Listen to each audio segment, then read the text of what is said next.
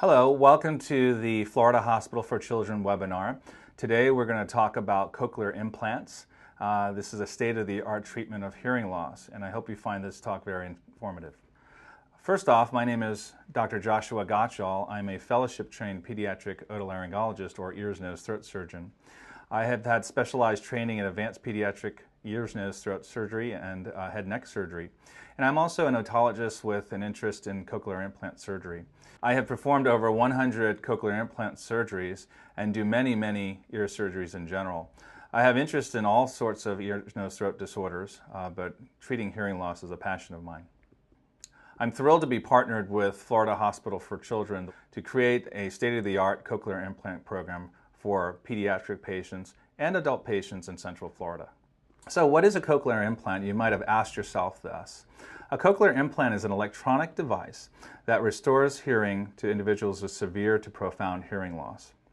And these are patients who have tried conventional hearing aids, and their hearing loss is that bad that conventional hearing aids do not provide them benefit.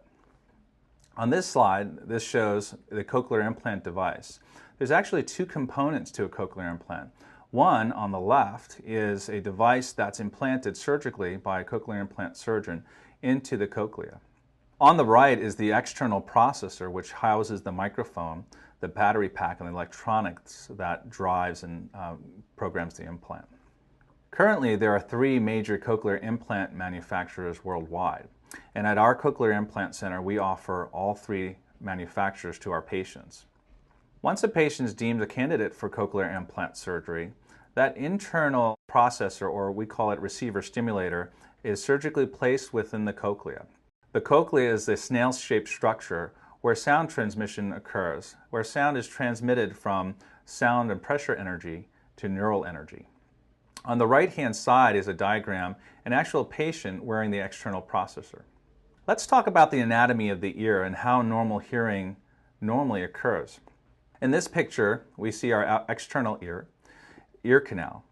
The ear canal is where the earwax would form. And inside, deep into the ear canal, we see the eardrum. The eardrum separates the external ear, where the ear canal is, from the middle ear, as marked in this picture. Within this middle ear is an air-containing space and are three bones of hearing, the malleus, the incus, and stapes. The majority of ear disorders in children occur in this middle ear. This is where your routine ear infections occur. Beyond the middle ear is the inner ear, where we have our cochlea and labyrinth. The labyrinth is responsible for normal balance. The cochlea is responsible for hearing.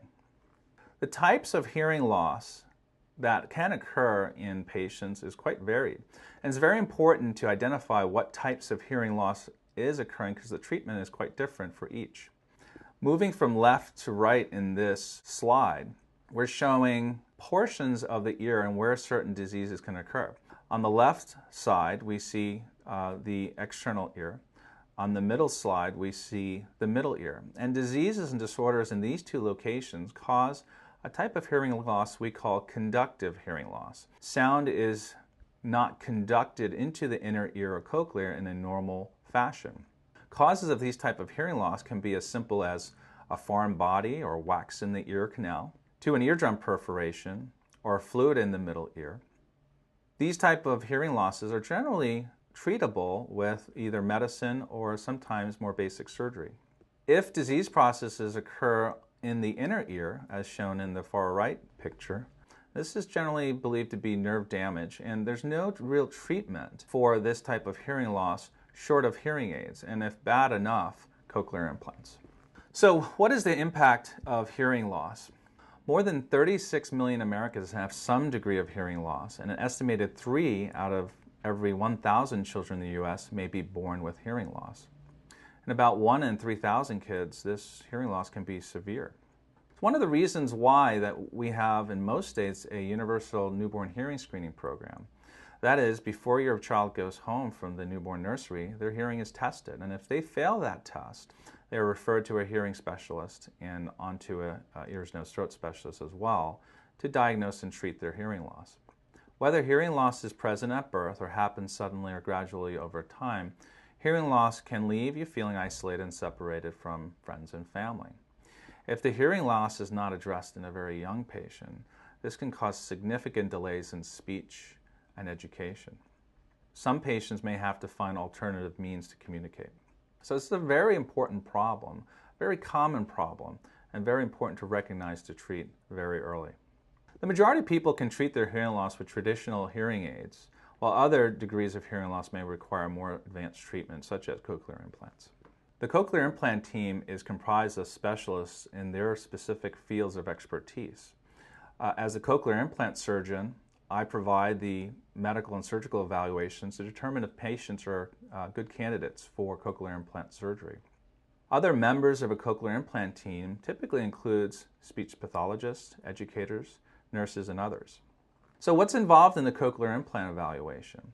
Once you've made an appointment to see us in our cochlear implant clinic, you'll first have a consultation with me and have an evaluation of your ears, a very careful evaluation to determine if your child does have hearing loss, what the possible causes and treatments are.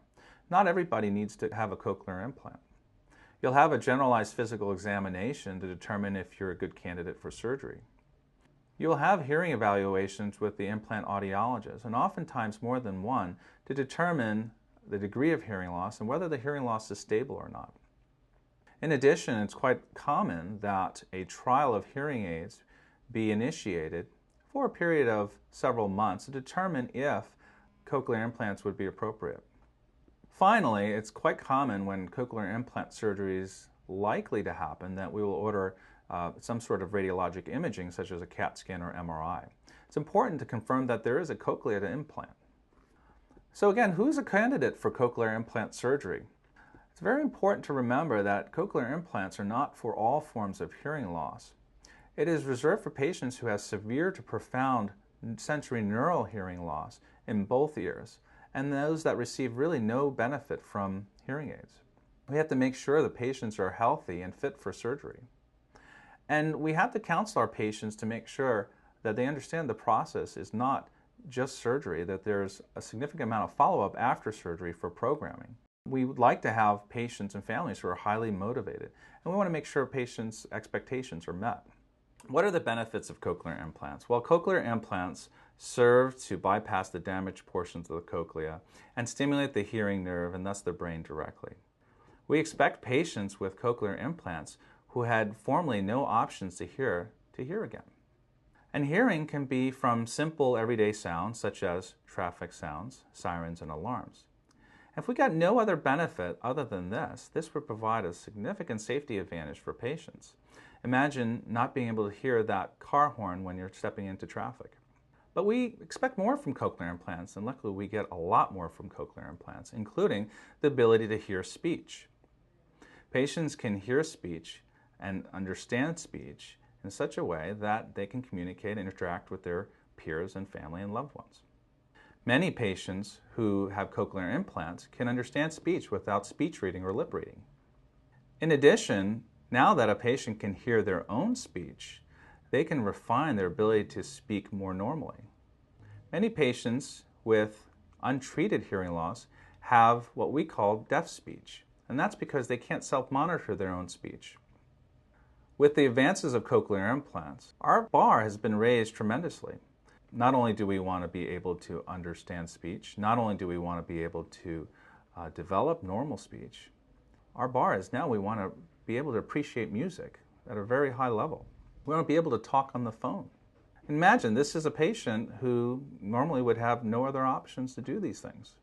Once again, it is essential to identify and treat hearing loss in young children very early. Children who have severe to profound hearing loss, if we do not intervene on their behalf, might not develop speech or abilities to communicate orally. We can perform cochlear implant surgery in children at 1 year of age or sometimes even younger.